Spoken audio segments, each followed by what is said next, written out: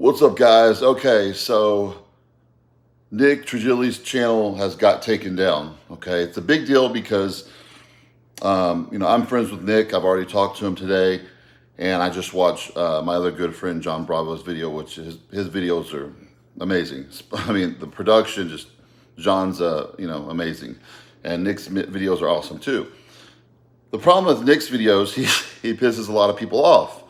His channel is called Bodybuilding and BS. So just because Nick says something doesn't always mean it's true. It's his opinion of a lot of things. And Nick knows that too. Nick has nothing personal against these people he makes videos about. It's purely, content. And, his channel is very entertaining. That's why so many people tune in and watch. And I woke up, I think it was yesterday, I guess it got deleted. Yeah, and I was like, I usually just watch videos in the morning. I'm on RX Muscle every week or more than that sometimes. And sometimes I'll rewatch some videos from that we did. And I saw, I'm like, where's Nick's channel? I'm like, his channel's erased. And after a couple interviews or videos he's done lately, like with Sunny Andrews, I know she spent a lot of money going after, certain people. I did some videos on her too. And then with Derek with More Plates with More Dates about that energy drink. A lot of people thought that was really personal, Nick going after him. I'm not going to agree, of course, with everything that Nick does. Like some of the stuff is little, over the top, but it's his opinion. And we're all friends and we have different opinions. That's perfectly fine. But, just someone reporting someone's channel like that just to get it taken down, that's someone's livelihood. That's his living. And, I get it. People get butthurt really easy these days. And it's like, well, we have freedom of speech. But on these platforms, you kind of don't, because there's all these guidelines you have to follow so you're not like bullying people, right? So some of his videos are, pretty edgy. I mean, and sometimes they're like, oh, he's attacking this person. Listen, the thing with Nick, I'm Nick's several years younger than me. I think I'm like 5 years older than Nick. But we were kind of bodybuilding around the same time. And, he was well known at the time.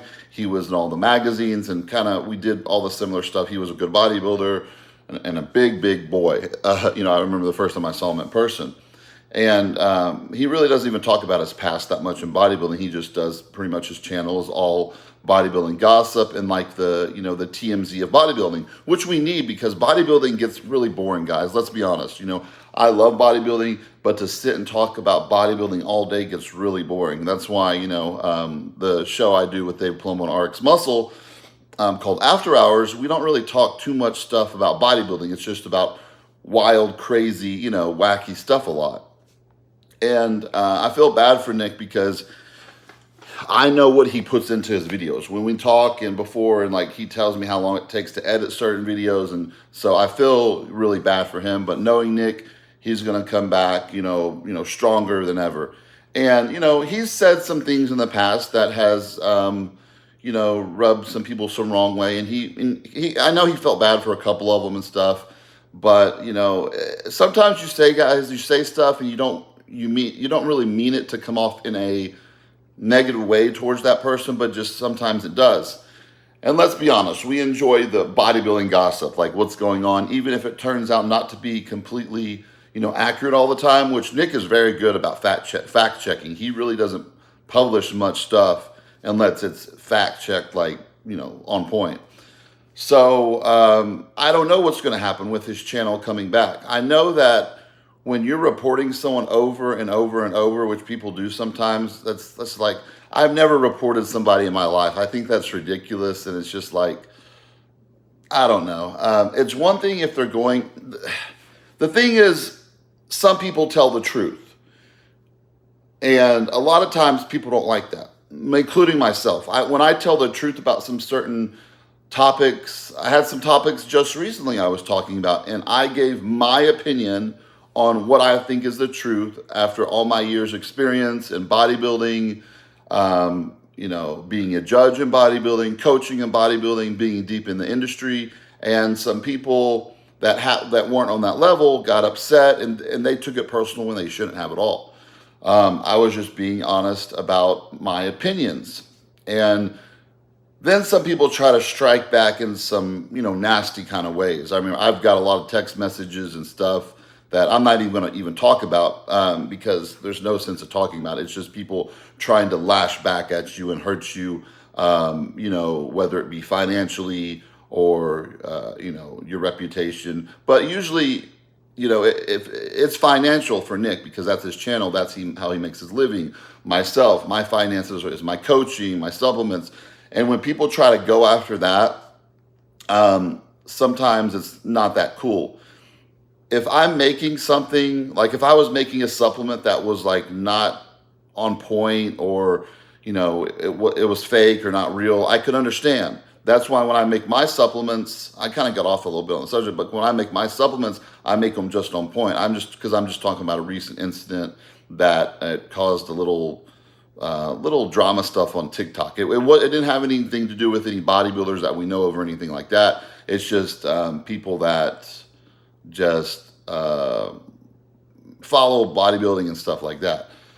So, the videos Nick makes are, people that's trending in bodybuilding, like the biggest news, the people that are competing right now. When like myself and Nick were competing, we had the forums where people kind of attacked us. So we got attacked on the forums all the time. So there wasn't like public, like stuff like this or TikTok where you could go on there and kind of talk about the person. So we dealt with all the forum stuff, and we dealt with some pretty crazy stuff on the forum. It's a lot different, but we had thick skin, and we had let people say stuff, and it just kind of brushed off of us. If you weren't good at that, you were going to get your head messed with too much. But we had thick skin. Nick has really thick skin too, so if people like talk bad about him or if they try to trash him, it really doesn't bother Nick that much. I talk to Nick on a weekly basis, and it doesn't bother him really much at all. He's just like, this is a job. I do my reporting, and people sometimes take it too personal. And I understand sometimes when people take it personal. Nick sometimes does kind of go in on some people a little hard, but so I get it. So I get both sides. But I do not think he should have been erased. Like I said, it could have been a couple different things. Like I know Sonny was going after a lot of different people. I know, Derek with more plates, more dates.